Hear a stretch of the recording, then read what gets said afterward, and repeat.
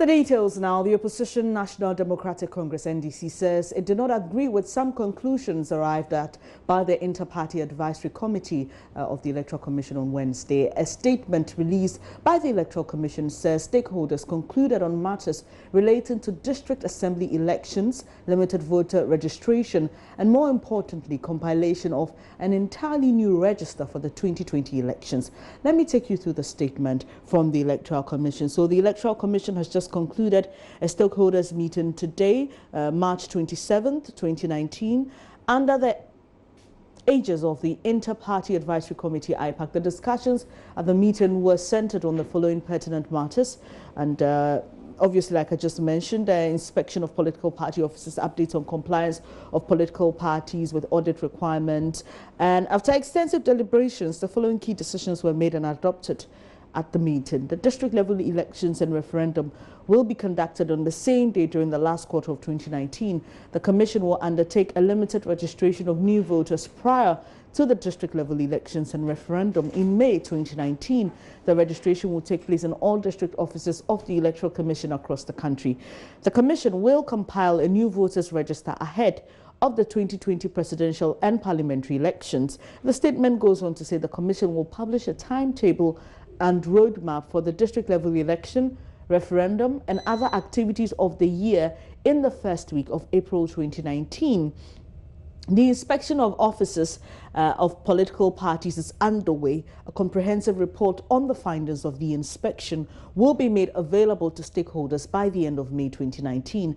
The Commission has published a report on the submitted audited account of the political parties, and this appeared in the Daily Graphic on Thursday, 21st March 2019. The Commission noted that most of the audited accounts do not meet international audit standards. The Commission is preparing a draft constitutional instrument to regulate and streamline the format of financial returns and audited accounts of political parties, and is signed by Mrs. Jean Mensah, chairperson of the Electoral Commission. Now listen to the NDC's Director of Elections, Elvis Efria Ankra, on his party's reservations on this conclusions as presented by the Electoral Commission. The EC stated that we're going to undertake limited registration at their various district offices. We propose that it should be done at the various electoral areas so as not to disenfranchise people. We give the example of a place like Bole Bamboy, where people would have to travel about 80 kilometers to the district capital before they could register for district level elections, which already have a low turnout. The chairperson, in her explanation, said that it was going to cost a lot of money to do an extensive registration, and that they intended to compile a new voters register for the 2020 elections with biometric features and facial recognition technology. Nobody, either from MPP, NDC, CPP, or any of the other parties, made any comment, because that was not the issue on the table for discussions. And so we continued and had our deliberations. So we find it very strange that the EC will come out with a statement and claim that all the parties agreed that there will be compilation of a new group. What steps does the party intend to take in this regard?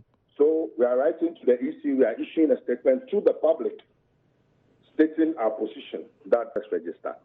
First of all, it was not on the agenda. We are in principle not against compilation of a new voters register. We believe that such a matter is a major issue that has serious ramifications for the credibility of the entire electoral process, and therefore has to be tabled properly to be discussed exhaustively. Let's move on to some other stories now. Showdown in Waikiki. That is not the title of the movie, but perhaps the best description of how a mobile money merchant single-handedly managed to foil a robbery. The mobile money merchant, who was robbed of over 10,000 cedis in broad daylight, chased the suspected robbers, or those who had taken his money, until he was able to knock them off their motorbikes. His Pontiac Vibe vehicle is completely mangled. He also hit an electric pole, disrupting power supply briefly in Taifa. Already there are calls by residents for him to be rewarded for demonstrating courage in getting the suspects arrested. Maxwell Agbagba has more in this report.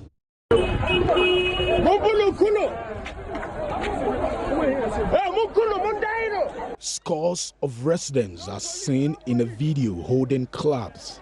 A gun-wielding policeman is holding one of the suspects, his face covered in blood. The presence of the policeman is not deterrent enough, as some of the residents bay for the blood of the robber.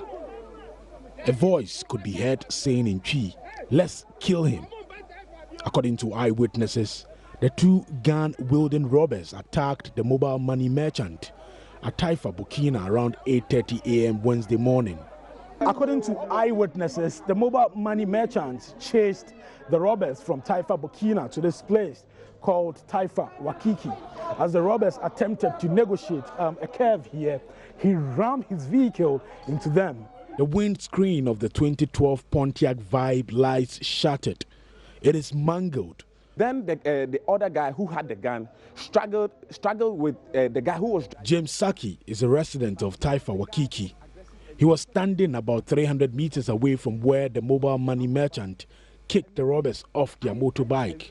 He says he demonstrated courage, bravery that deserves a reward. I don't know what came over him, but you know what, he's really brave, and probably they should buy his car for him because he did a very good job. He made the job very simple for the police. One of the robbers tried hiding in this marshy area, but for the intention of this dog, the residents here wouldn't have found him. It spotted the blood of the robber and traced it all the way to this area. When they came here, the man had covered himself with the grass here. Over there is his blood-stained long sleeves. I've now met the mobile money merchant with his mother and wife around the Achimota police station. They are from the hospital and now heading to the Accra Regional Police Headquarters. He has been narrating the terrifying incident. I went to home and I arrived when I came. When I came about 20 to 25 minutes, I just saw two guys on the motorbike and one just removed the pistol from the pocket. Good. So I was like, oh, big man, what's up? So I knew it was a robbery. Because at a gun, nobody would come to your shop with a gun. For what reason? Around that time. So I was like, oh, what's make you talk? So then he shot. Then I dodged. I said, what's up? So we were talking. They sort of like, I wasn't afraid of their pistol. So later then I was struggling with them.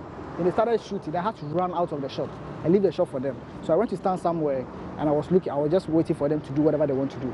So after doing it, then after they went, then I just started my car and I just parked my car and I drove off and chased them off. So chasing them off, they were still shooting. I don't know, they were shooting. I was also in the car, still shooting. I was still following them, shooting. So they were about to branch. Then I had to also swerve the car a little and used to hit them. So I hit them and I somersaulted about 3 times.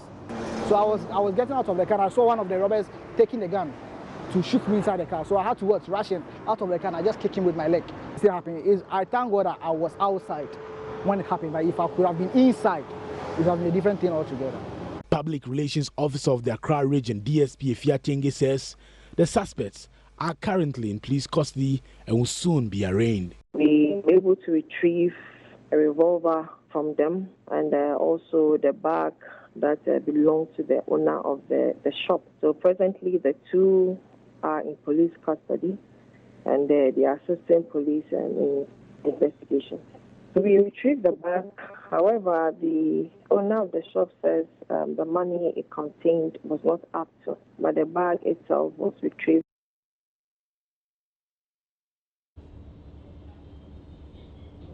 DSP Efiatenge ending that report put together by Maxwell Agbagba.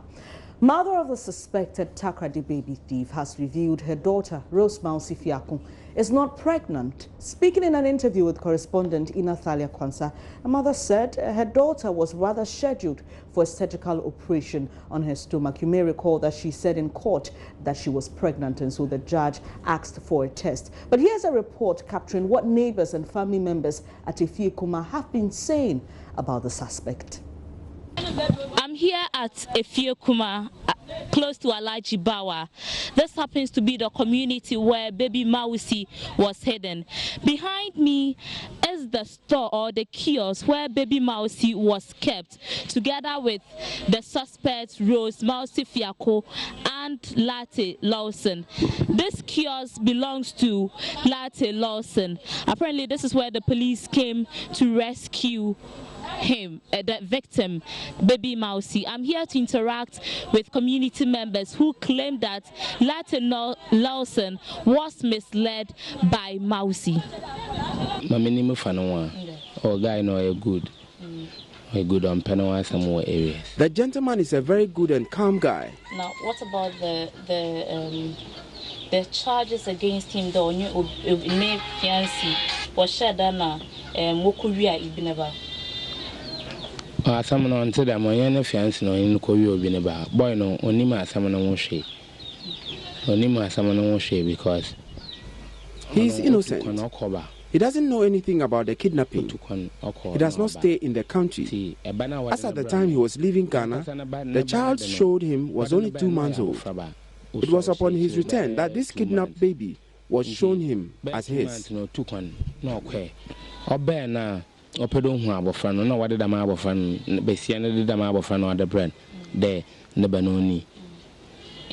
marble from what the bread no hadia, and how was the posture of the man na abufrabeni now not to today. Abufran what in the bread? Did you ever see the boy? And na aba Samson benin okay. So nimida na gaza na banno yon na wada abra na nka o ma ga na de no kwai. Apologies, we couldn't bring you that full report. Expect it in subsequent bulletins. But we have to take you now to Parliament. The House is still debating the Finance Minister's submission on Ghana's exit from the IMF program, among other financial matters. Currency begins to experience a rebound. Let us all speculate the positives. Let us all speculate the positives and work towards the positives so that our currency will continue to enjoy the resilience that is beginning to experience today. Mr. Speaker, I also want to congratulate those who have worked very hard to bring us out of where we were taken a few years ago and encourage them to keep us on this path so that future generations will benefit from the competence that is being displayed. I thank you, Mr. Speaker. Honorable Minority Leader. Mr. Speaker, thank you very much. I'll yield to the Honorable Member for Bolga.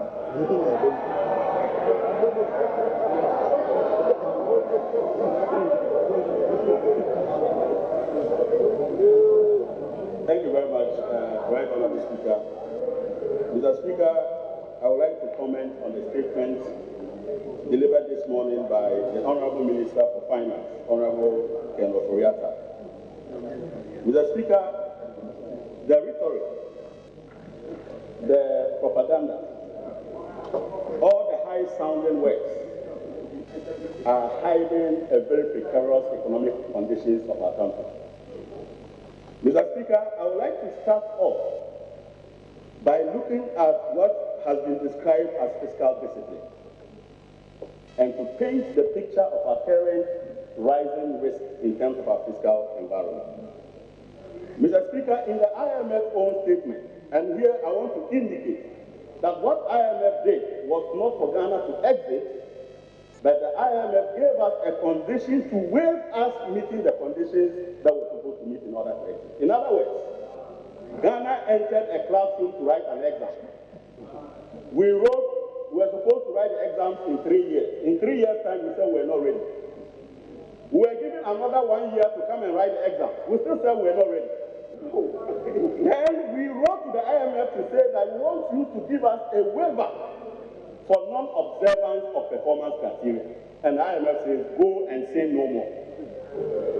Mr. Speaker, you come to celebrate this. Mr. Speaker, when you beg somebody to forgive you not to meet conditions, and the IMF letter is very clear. It's a response to a waiver for non-observance of performance criteria. Mr. Speaker, you have failed an exam. You have been asked to live your life because you can't pass it. And today you are here praising yourself. Mr. Speaker, when I heard that hat trick, I knew that was a hat trick of embarrassment. But Mr. Speaker, the truth of the matter is, we are worse than we entered the IMF. And that is a fact. Mr. Speaker, in 2016, our total wage bill was 14 billion Ghana cedis, Mr. Speaker. Today, we are dealing with 22 billion Ghana cedis, an expansion of 63% in the public sector. Mr. Speaker, on the average, we are adding 21% to our public wage bill every year. Mr. Speaker, if this continues, by the year 2020, we will have doubled our wage bill that we left in 2016. Mr. Speaker, that is the height of indiscipline.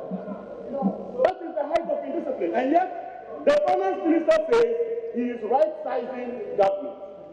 How type of right-sizing is that you right-size to increase your wage bill by 63%? Mr. Speaker, that is a worrying sign for our country. Mr. Speaker, in 2017 on this house, the Minister of Finance came and said he was reprofiling our public debt in order to reduce our interest payment. Mr. Speaker, I am sad to report that our debt payment, our interest payment on our debt has increased from 11 billion to 15.8 billion in 2018, and it is projected to hit 18.6 billion, Mr. Speaker. We are adding 7.6 billion to our interest cost, Mr. Speaker, and we are celebrating this. Mr. Speaker, when you add our wage bill to that of our interest cost, Mr. Speaker, you get a figure that consumes our entire tax revenue. And Mr. Speaker, the finance minister should be worried. Because when you spend all your tax revenue on two line items, you should be worried.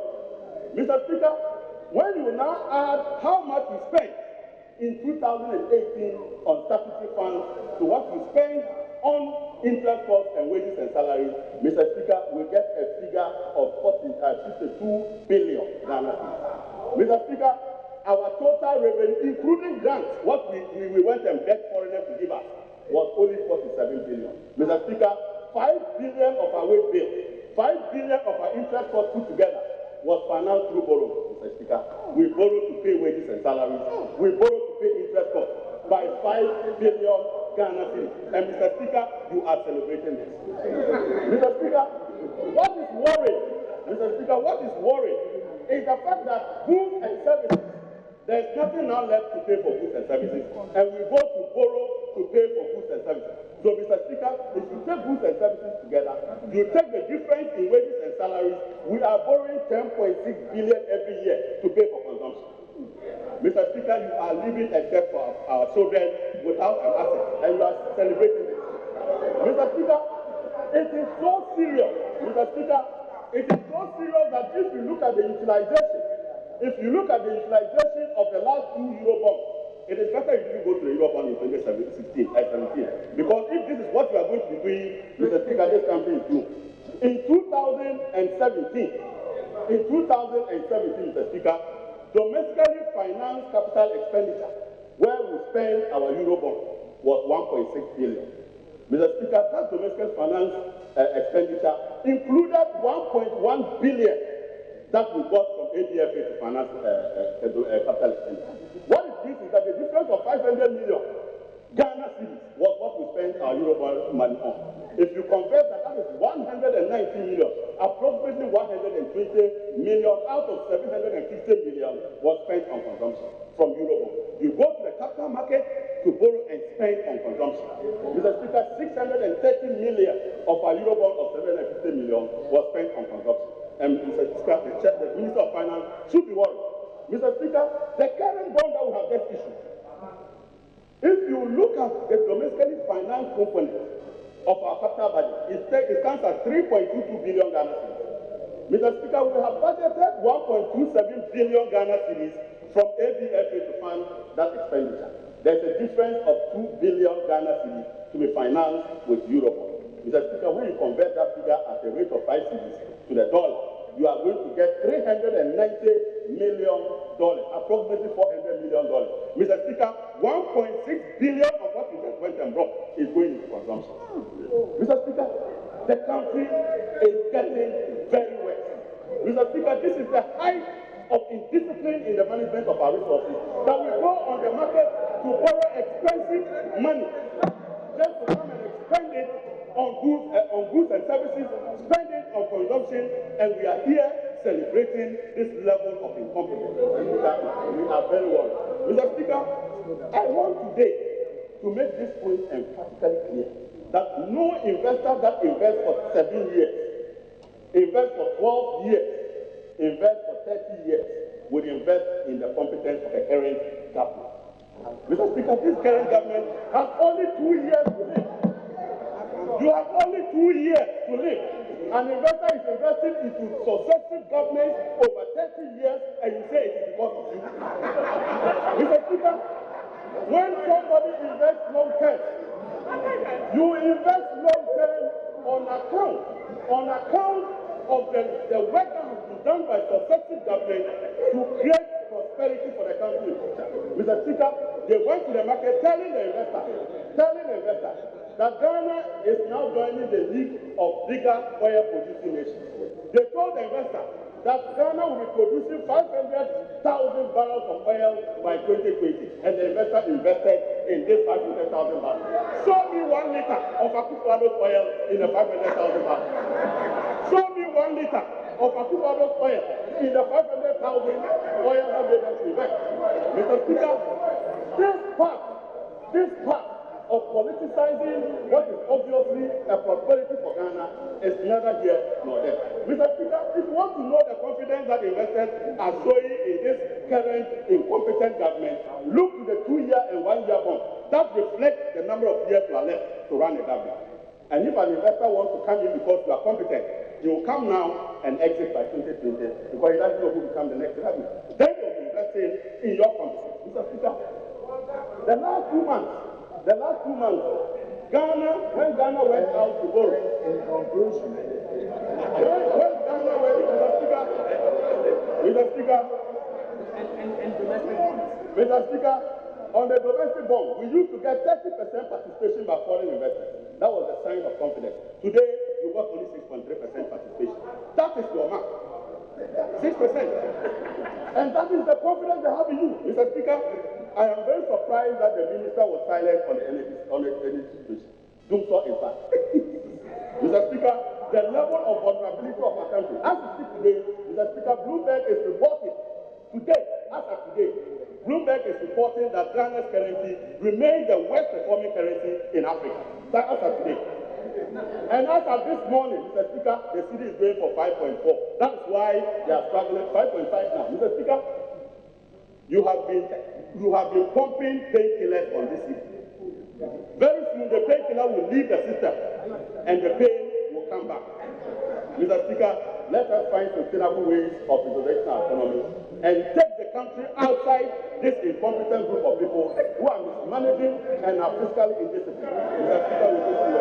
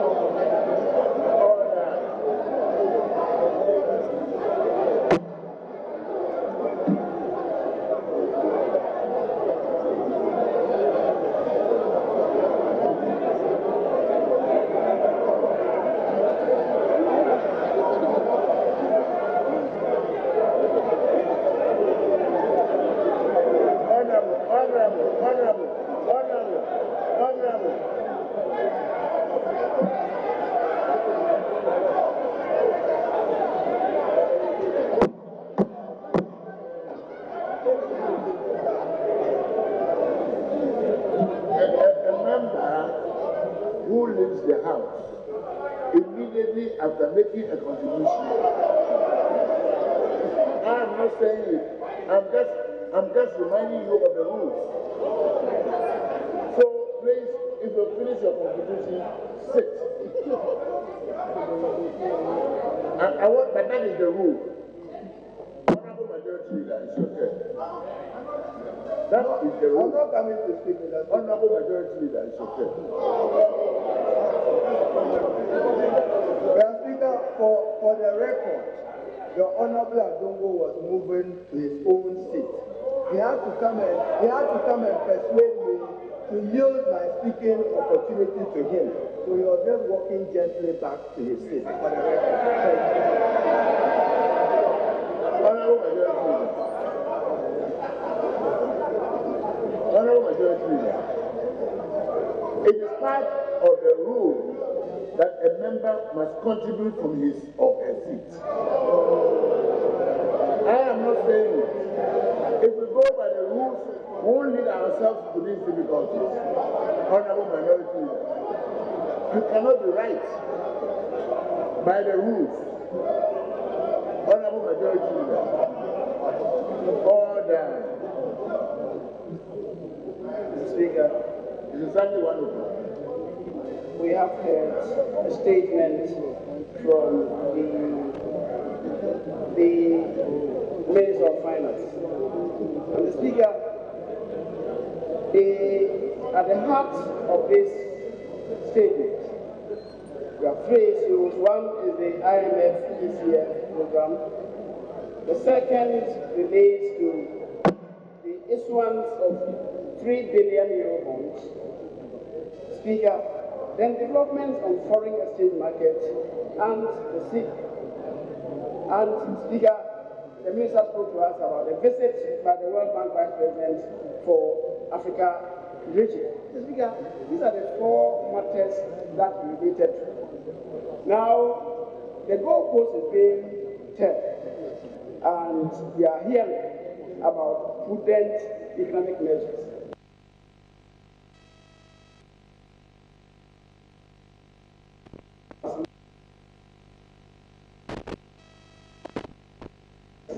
All that the minister has told us, they should translate into sound economic management, such that good dividends would yield to this nation and contribute to the prosperity of this country.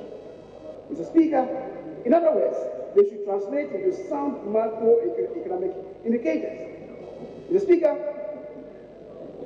for the uninitiated, and for starters, in 2008, the GDP growth rate that was inherited by the successor administration of Akufo-Addo was 9.1%. That is without oil. 9.1%. The Speaker, with oil, the NDC left it at 3.4%. And they are priding themselves as good managers of this country. What is the understanding of good management? Mr. Speaker, the exchange rate which they met at 1.2 before they left had depreciated by over 220%. Cumulatively, Mr. Speaker, over 8 years. For 8 years and before, it was 68%. And they say they are good managers of this country. Mr. Speaker, the interest rate,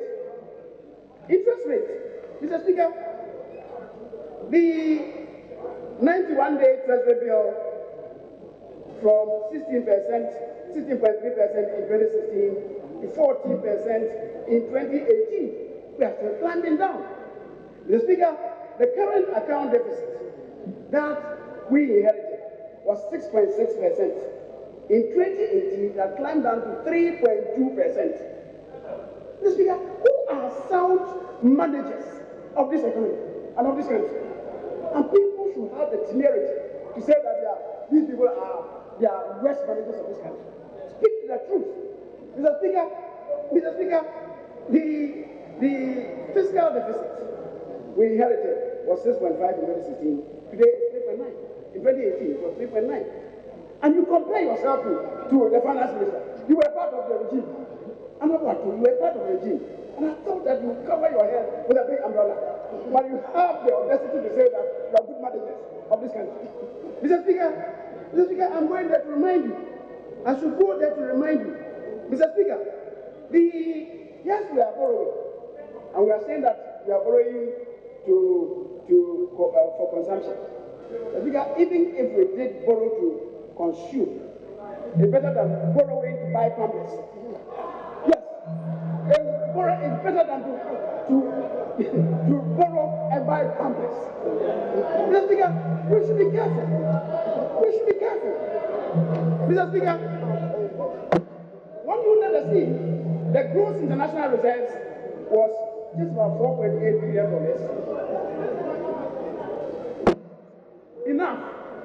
Enough to cover 2.8 months. Mr. Speaker, go and read the 2017 budget. You don't manufacture figures. This is not a house of propaganda. You are saying that the international reserve that you led was 6.1 billion. That's a palpable untruth.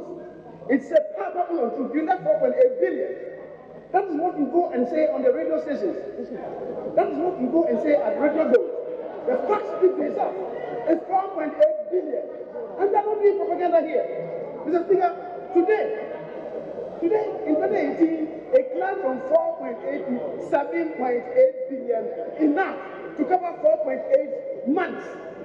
And you dare mount a challenge that these people are better, that you are better managers of the economy. God forgive you your trespasses. God should forgive you your trespasses. This country, we have learned our lessons, and we never. And you're talking about oil, that you ask the question. Yamaha Wadongo, 500,000 barrels of crude anticipated to produce May 2020-2021, and you are asking what's the contribution of Akufo-Addo in this. Mr. Speaker, when Kofi Addo, the Prime Minister for Energy, brought crude, a sample of crude into the South, you were the people who said that Akufo-Addo is a successor government. Who said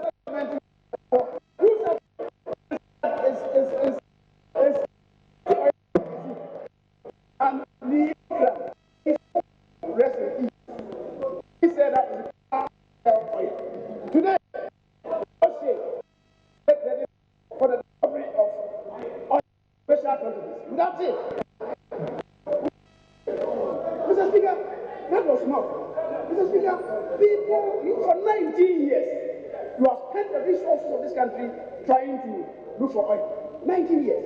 And then you branch into short whaling and cocoa farming, plantation farming, and the of cashew.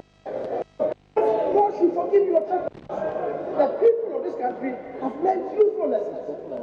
Mr. Speaker,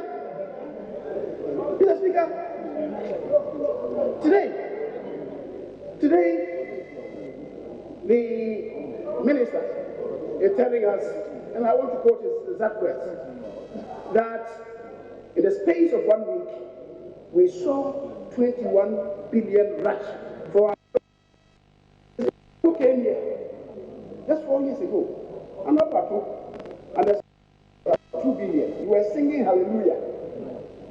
Be consistent with your principles. When there's a rush to 21 billion, and now you are saying that's bad. How can you make such a U-turn? And you discover your courage to say that we haven't spoken to that. Thank you very much. Who spoke to that? I don't know. Who spoke to that? It's I don't know, not you. The truth shall find you out. Mr. Speaker, he successfully concluded the IMF program, and we are experienced. And exactly today, the city has indeed climbed up 0.8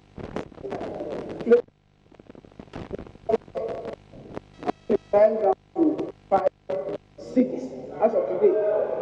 Because when you quoted 5.8 cities, when they quoted 5.8 cities, they were not quoting Bloomberg. I think ask him the source he quoted from, Bank of Ghana. And now when Bank of Ghana is saying in 5.1, he said, oh, let's go to Bloomberg.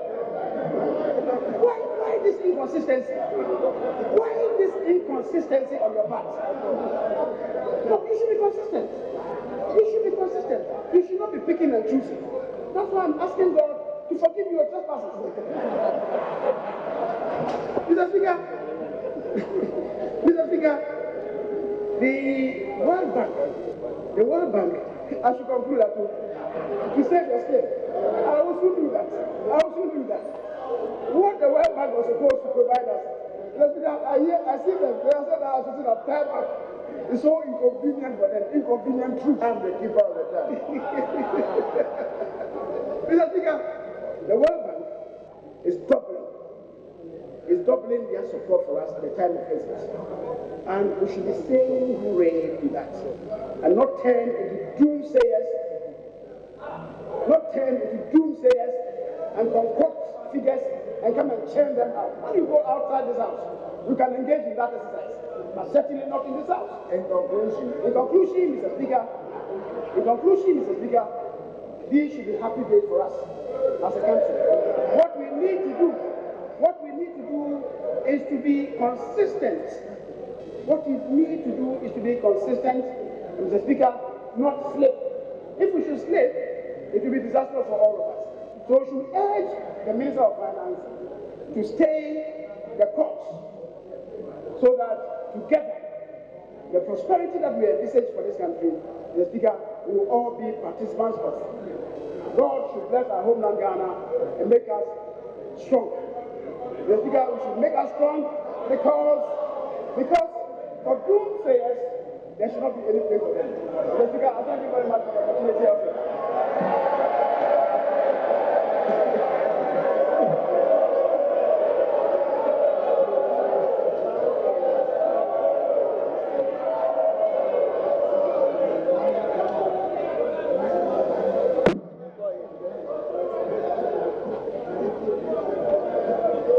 Thank you very much, Honourable members. Thank you all very much for a lively debate. Honourable Minister for Finance, if you so desire, you may make a couple of concluding remarks.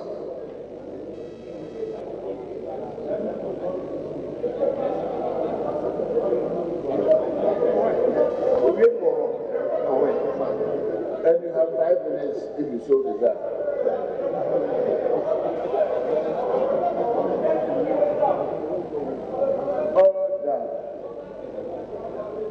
Thank you very much, Mr. Speaker. Mr. Speaker,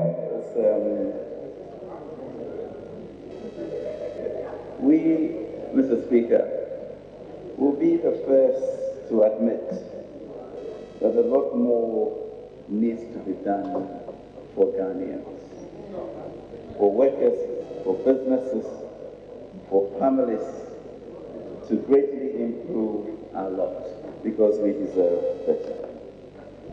But it is more also important for this House and the entire nation to be in no doubt which group, which two of the main political parties is in fact on the side of business and at the same time on the side of the masses.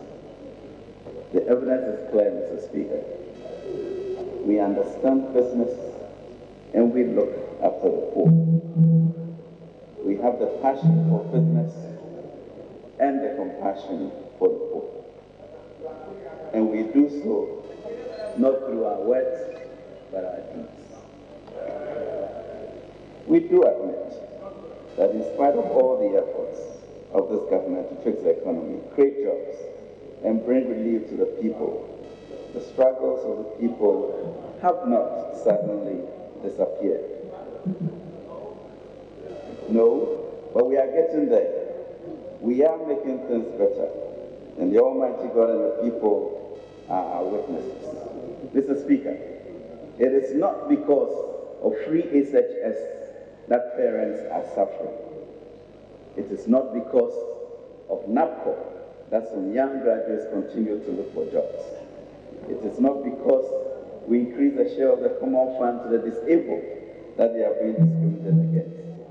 The situation of healthcare needs improving, but not because we cleared the areas of the NHIS and rescued it from collapse. Ghanaians are not suffering because we've increased the coverage of school feeding programs by more than 50%.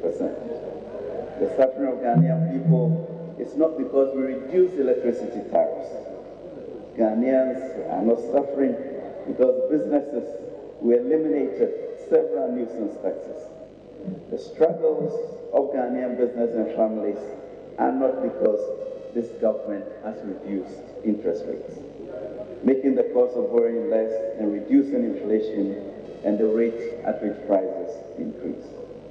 Ghanaians are not worse off today because we have relatively stabilized the power supply. We do have more work to do to continue easing the pain and suffering of our people. But if our friends on the other side are not prepared to praise us, at least let them be bold enough to admit that the trend that Ghanaians endured in the 4 years of the administration, when the situation of the economy and the people kept getting worse and worse, is no longer the case. The case now is about finding the urgency to spread the gains that we have made to bring prosperity to every household and business. Mr. Speaker, right honorable members, I wish therefore to express my sincere gratitude for the opportunity to address the House. Indeed, Parliament is a deliberative assembly of our nation with one interest, that of the whole. Mr. Speaker, my statements were based on facts. 2008 deficit 6.6% of GDP after the two rebasings. The figure before rebasing was 8.5% of GDP. Using recent and most relevant figures, in 2012, the fiscal deficit reached 11.5% of GDP, the highest since 1990. The deficit target was exceeded by 4 billion this year. However, fiscal performance in 2016, taking the nominal deficit, was worse, and I repeat, worse than in 2012. Only that was larger nominal GDP from GDP rebasing muted the ratio to GDP. Mr. Speaker, we intend to continue with this discipline, competence, and compassionate management of the economy, and we are doing so by also protecting the public purse. Mr. Speaker, we've been creating. Sincere apologies on the loss of sound during the final part of Finance Minister Ken Ofori-Atta's closing remarks in Parliament. He's been addressing the House, speaking about our exit from the IMF program, the Eurobond, the $3 billion Eurobond, and the performance of the cedi as well as the foreign exchange market. That's how we end this edition of News Today.